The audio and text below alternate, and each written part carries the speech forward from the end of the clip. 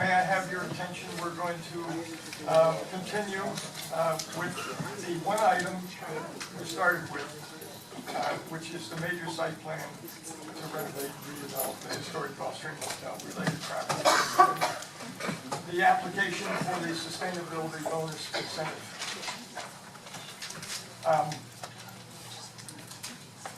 The presentation covered the project in its entirety. We have to consider the site plan and the sustainability bonus, which allows them to go to 65 feet, which was passed by a land development regulation by the commissioners, city commissioners back in August 2013. So there's a right by law that the expectation for 65 feet was there. Does anybody have any comments or questions on the traffic, the landscape, the site plan? There is an issue that I'm asking. Staff? No, I'm asking you all.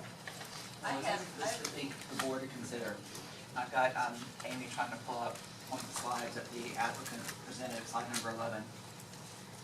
There is an issue with some of the rooms in the hotel annex building. Under the Florida Building Code, bed chambers below the 4th floor in a fully sprinkled building must have a window. And there are multiple room bed chambers on those floors that do not have windows and do not have exterior walls. And whether I don't know what, in dealing with those, how they will resolve that, but there's a bedroom here with no window. There's one on an upper floor, this one here, these two, and then upper floors, and that may affect the building in some fashion. That we just keep that in mind, that that's something that will need to be addressed at some point, that those rooms can't be bed chambers without windows.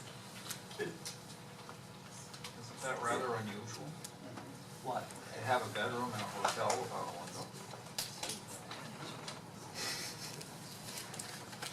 I'm not going to pass judgment on that, but I've never designed one that didn't. Well, but it's per code that it's required, so we don't need to address it in a condition or it We'll just has just to keep be. it in mind that it may affect the building's relationship to the street, or it may affect how it looks or some fashion, but Those are suites. That refers to some of the tweaking that was mentioned earlier.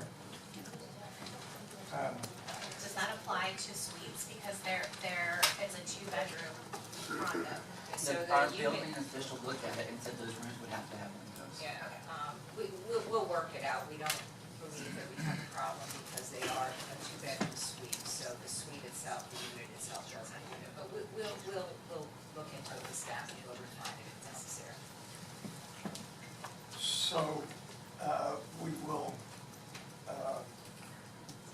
then, with the expectation that you'll be coming back with that modification at least. I think some modifications we're not required to come back to you, but if it is required, yes, we'd come back if necessary. Would that be a requirement? Yes. All right. So that's,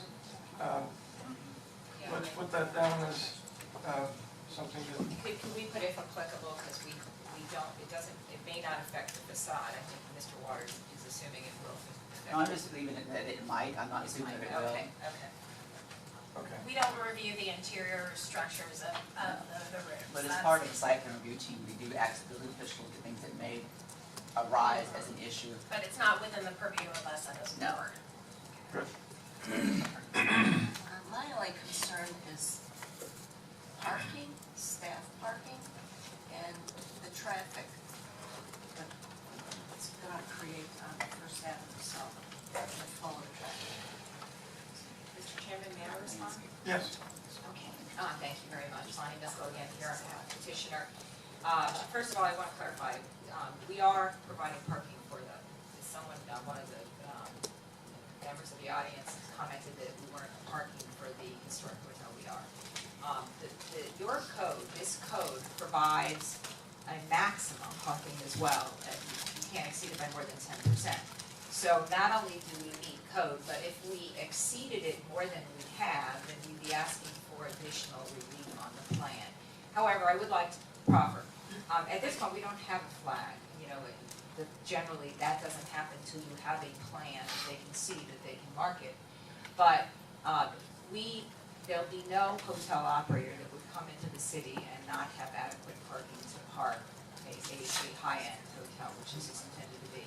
So we have designed the garage such that we could add an additional level if necessary, if the operation would require it, and we're more than prepared to do that, but that it would be premature to say that at this point because we not only meet, we exceed code, and we do have a cap. So The code addressing the new building, it does not address the old building. well, as it turns out, you are right about that, but Well, we have then- actually added parking spaces for the old building, just because we don't want to design for failure, so. Good. So we exceed the code, but we, That's based on the number of rooms, right? Not on staffing, you don't even know what staffing should be. well, the parking ratio is actually blended, it's not, you know, it assumes, so whatever it's, you know, I didn't design this code, but every other code I've ever worked with, they factor. So Assumes all the it accessory assumes uses all the that go accessory, into a right. hotel, so they'll say, you need this many spaces, then. I might help you because I was a little bit, is that we provide an incentive in our code that for historic buildings, that whatever the vested number of parking spaces on the property would be, you would not have to add additional ones for change of use and occupancy or additions. As I mentioned in our presentation, there are 81 spaces vested per the 70 parking spaces that are on the existing site, 7 angled parking, and then on the street. So if those were removed, which they are, they're having to be replaced again to meet that 81, and then they're providing the additional 80 that are required because of the new hotel. Now, if the Gulfstream were being built new as of today, it would have a higher parking requirement than 80 spaces. But that's what is historically vested to have, and that's what they've maintained in their site plan, plus the 10 additional ones.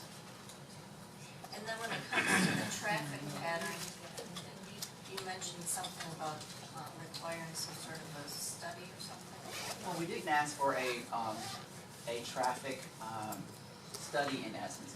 What we would like to try to ascertain is a traffic management plan that would give us some idea of the traffic impact at peak hours during the day and how that traffic would be managed. We've heard from the public about queuing on Lake Avenue, queuing on South Lakeside. There's one-way street issues. We have not addressed at all where overflow parking would be. That's something that really needs to be addressed as a condition of the conditional land use. There are new uses being proposed that have the propensity to generate quite a deal of traffic. The pool deck as proposed will be an amazing place to hang out, and I'm sure it will be open to the public. If they're like the ones in other cities, they generate traffic. People that come there. The rooftop operation that's proposed will generate people, and the restaurant itself is expanded, and I'm sure if operated correctly, it will be much more popular than the previous hotel. And so, how that is all managed, we're not clear on yet. And we don't have any objection, by the way, to doing the traffic management plan, that, you know, certainly is in our best interest if there's something unusual that all of these people that know what they're doing didn't figure out. But, and I stand corrected, the last I'd spoken to Steve, we do have a flag. It is Curio by Hilton. And they have actually reviewed our parking and they've approved it. So they are in the business of doing what they do and they're very comfortable with it. So And they're gonna be managing both buildings. they are going to be, they're the flag. But you're saying that all of the The hotel signage. rooms are their hotel stock. The 174 hotel rooms are their stock. It's their flag, that we get, their flag. Okay. And that's the way it works, is it's their flag, but they'll be managing. My client will be managing. So the signaging will reflect, Curio on both buildings. No, it's Why do you want to come up and speak, Steve? Well, keep in mind too, that they have in their application where they intend to place signage, the message of the signage, and how it physically, the messaging imparts, is not under the jurisdiction of the board. just a location of where they're placing it, and they put that on their plans where the signage is supposed to go. We say, Probably it was a little small. We gotta go right here.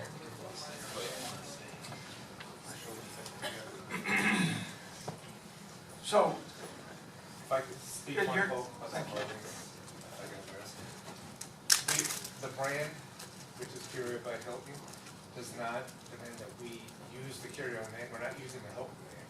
We're branding Gulfstream.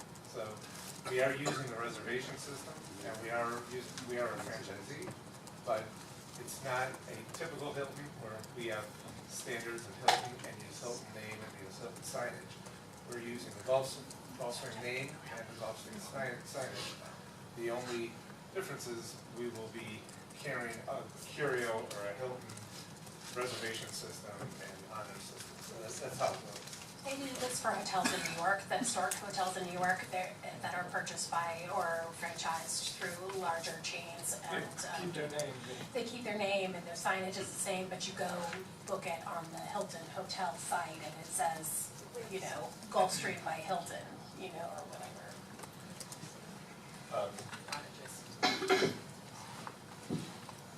Oh, try to point these out. We strategically located signage around the building. On the front of the Gulfstream, right over the existing entrance. Okay, so we'll have limited signage located here announcing the name of the building. On both the east side and the west side, up the tops of these parapets, you can see here, there's an existing sign on the east side, which was maintained. We would duplicate that on the west side. The new annex over the entrance roofs covering, there'll be limited signage here announcing the name of the building, so both of those locations. We also put limited signage over the entrance of the public space on the garage. So those are really the primary zones. And then lastly, limited signage on the entrance and exits of the parking structure. Public space on the garage, in the garage. Yes, the retail space that we're Oh, showing. okay, Okay. not parking. Not parking. Correct. The only There's thing. no public parking in the garage. Correct. So we just announced again on the entrance and exits. And so again, we certainly don't have, we do intend to utilize another deck if necessary, if we find out How would through that, the operation. is according to market, or at what point does the traffic police in Lake Worth determine that we have an issue? I'd actually like to kind of take a moment to offer a little board comment here, if I may. That's what you're here for. I think, you know, the best neighbor for a generator of traffic and parking is a vacant neighbor. Anytime you have an urban area, an urban development, and an intense commercial use, which a hotel is an intense commercial use, you're going to get traffic that, heavier traffic. And for a long time, you know, I think it's going to be an unfortunate side effect of the very positive, you know, if the Gulfstream opens, wonderful positive economic development, but one of the negatives of economic development is increased traffic and trucks and activity and all those things that go into an urban area and managing all of that activity. And it just is, it's just the nature of the fundamental nature of development in life and urban development and commercial activity in a downtown. And if you go to any downtown, and this is a downtown, you know, we all make choices about where we live, and while the traffic has been less and the impacts, and there hasn't been as many deliveries and trucks and not as much stuff in the past 10 years of the Gulfstream's been closed, you know, I think the overwhelming hope of the testimony that I've heard today is that the hotel would open. And if a hotel does open, regardless of whether it has an extra floor or two, that's not gonna make a huge difference in the number of trucks or deliveries or whatever for the impact of the residents. That's all gonna be relatively functionally the same, whether it's an additional story or two. So I wanna say that. That being said, I am looking forward to the traffic management plan, and I do think there are the questions that need to be answered of how we make sure that staff make sure that the flow is the best flow that it could be. I don't see any other possibility, and I've looked at a lot of site plans over the years. I have a master's in planning. I have had 15 years of experience looking at site plans. I don't know where else you put the traffic coming out from a parking garage to make this work in an urban setting. I don't see any other way. And The traffic is a good thing. the traffic The is a parking good is thing, what we're talking about. right, And I but think we need to address the when parking you go now into the rather than parking, later. if you add the extra story, one of the things that we were talking about is the stepping down of the building height as it goes into the residential. So you're talking about another floor. And you're talking about the visual impacts of that. That's what we're saying. So we have to decide, everything is trade-offs.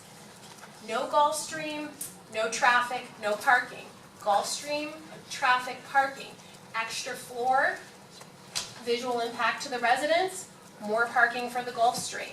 And that's really where we're at, is if we're so concerned about parking, the residents have to make a trade-off, either a view shed trade-off with additional parking spaces. There's no other way for this to function. And even if you were to take a story off the new annex, you would still, with the historic Gulfstream, that's underparked to our current code. And the whatever. So if we want to really make parking the issue, then we're gonna have to sacrifice a view shed on the parking garage, and there's gonna have to be another story. Because there is no other space here. There's no public realm to put parking. There was an existing condominium building that was built that has inadequate parking for the number of apartment buildings that are in the condominium. And that's a concern, and I think that it's great that they're offering spaces, but it's not up to the Gulfstream to remedy the parking situation of another development that occurred at another time.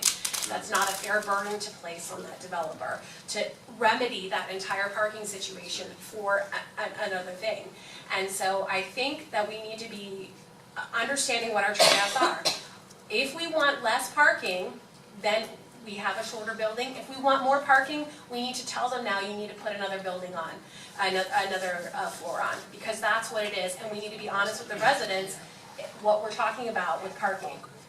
More parking is more height on that rear story next to the residents. That's what we're saying. Would it make any sense to do a traffic management and parking study before we proceed?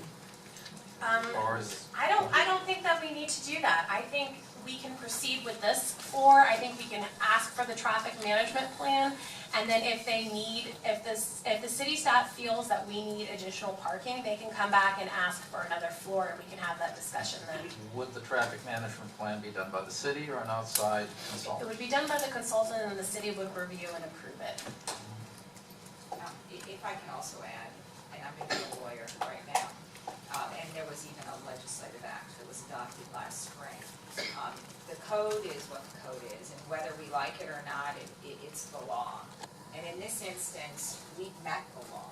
And the way that what happens when you've met the law is that if a city attempts to impose obligations and burdens beyond the law, then we can simply challenge them, and they are invalidated. That was the act said. I could even sit here and proffer, oh yes, I'm gonna do that, and then 3 weeks later after I'm approved, I could challenge that, and that law would be, that rule or that requirement would be invalidated. You know, you really don't have as an option to tell us, but I'm saying you don't need to, because this operator isn't going to be deficient in parking. They're not spending the money that they're spending on this. Let's talk about the mention of leasing 10 spaces to somebody else. Is there a limit on that? I mean, Well, I I'm know, interested in Mr. leasing Michael, parking. he has met with the group and he has talked to them about leasing spaces to them. And I don't think he has any problem with leasing them spaces. We also agree with them that they used to have that decal opportunity, and we think that we have no problem if they went back to that and used those spaces that are on the street for their benefit. We wouldn't object to it as a neighbor. If they had it before, we think that they should have a right again. But we have talked to them about doing it, and I don't think we have any objection. I would like to talk about decal parking. I would like to talk about parking over on the boat trailer area east of Gulfstream. I would say as a planner, we need to be careful because we can't ask them to remedy I'm not- the deficiencies of the entire area No, on of their course. That was side, not, you that was know. not my. Yeah, okay, I'm You just, jumped. I'm to- sorry. I'm talking about a city issue. As a Which city, this we need is, to talk about. And parking is a city issue. So I will say again, I'd like to talk about decal parking, and which doesn't involve you at all. And I'd like, well, I just think at some point it needs to be mentioned and addressed. I'd like to talk about the space for the trailer parking on the east side of Gulf. For those two things, and really don't relate to the developer at all. But it would help the parking situation if we're not going to require a third floor. I'm okay with requiring the third floor, but I just think that we need to have that discussion about when we talked about the rezoning, we talked about minimizing the parking garage. And as a board, we need to decide what is more important, which priority is more important, the view Well, shed or the Talking then- parking? about setbacks, and not necessarily, I think they proposed it for their structure. They did, and I think they scaled back, but actually, if I can, just on traffic, if I can add one more thing, a comment on the traffic. You know, we were talking about that you have a 5-foot easement on the west side of the property regarding the sidewalk.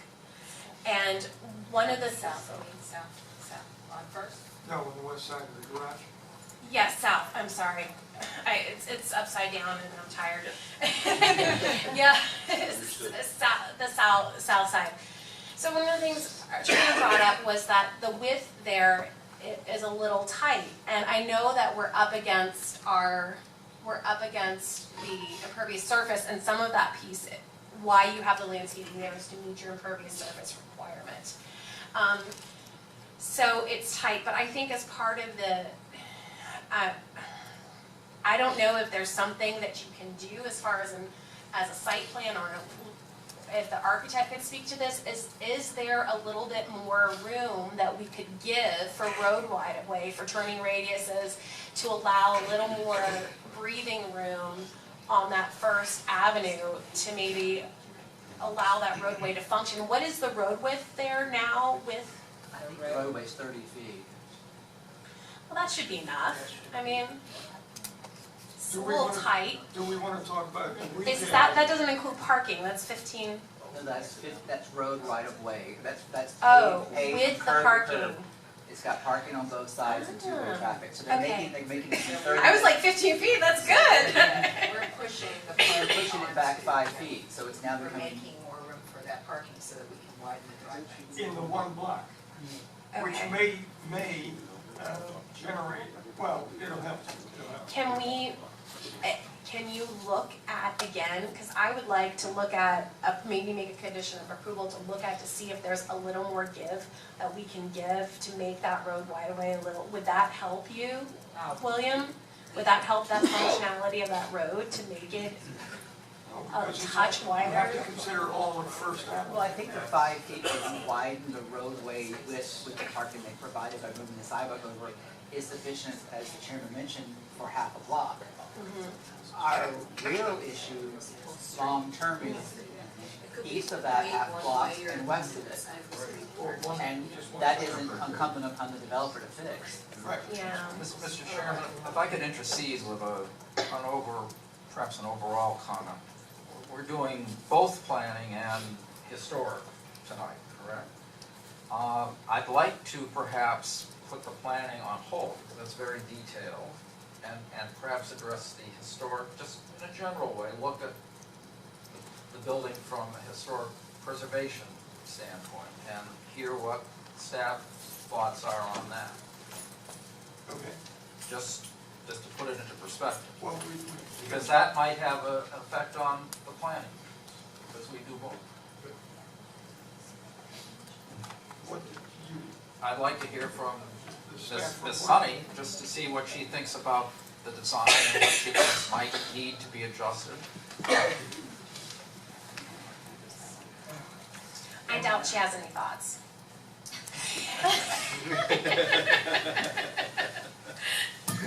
And the pleasure of the board, we also have split this, there are 4 certificates of appropriateness related to this project.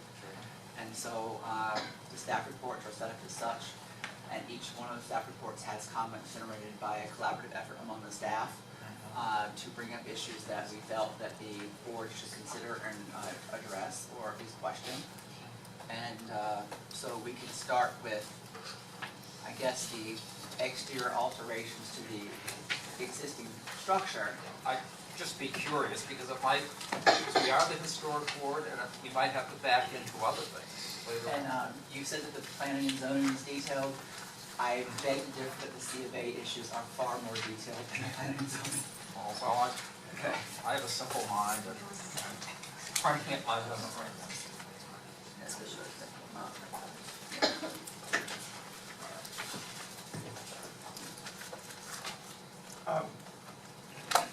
Well, you're going to address the historic, So all of you have, the staff report, yes.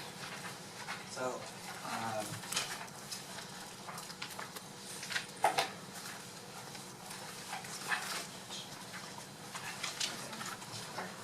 the other one is HPB 216 and 217, which is a consideration of certificates of appropriateness for exterior alterations and a rear addition.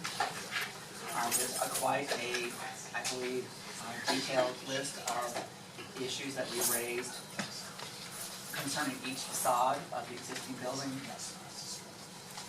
So we can start with the front, which is the north.